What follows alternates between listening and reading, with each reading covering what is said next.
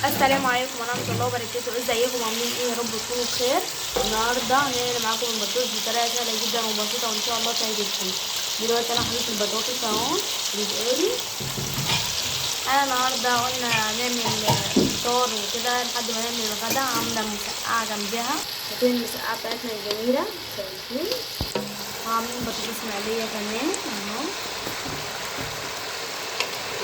التوجيه بتاعكم تسوي لايك واشتراك وتفعيل جرس الكومنت وتشتركوا وتكونوا كل يوم.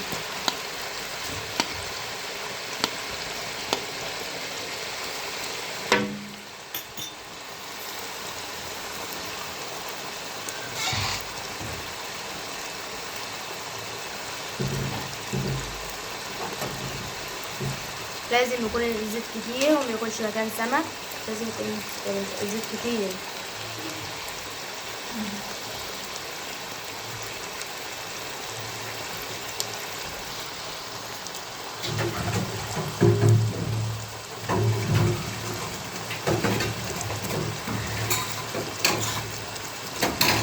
زي ما انتم شايفين اهو يا حبايبي.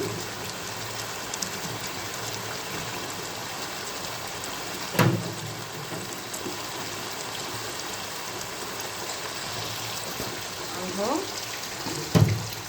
كل سنة وانتم طيبين بمناسبة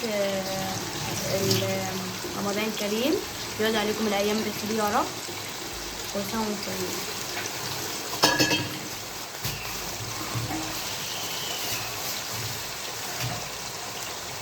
أنا حبيت إن أنا أعمل معاكم بطاطس وهي بتتقلي وكده عشان انتوا عارفين إن أنا بحبكم قد إيه. ربنا يكرمكم يا رب.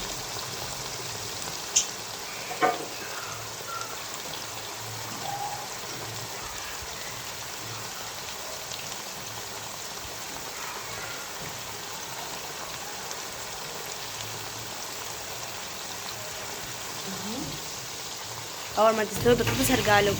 يا حبايبي رجعت لكم تاني بعد ما عملت البطاطس معاكم. شايفين جمالها مقرمشه وجمالها ازاي؟ يطلع عجبكم الفيديو متنسوش تعملوا لايك واشتراك وتفعيل الجرس وكومنت. باي.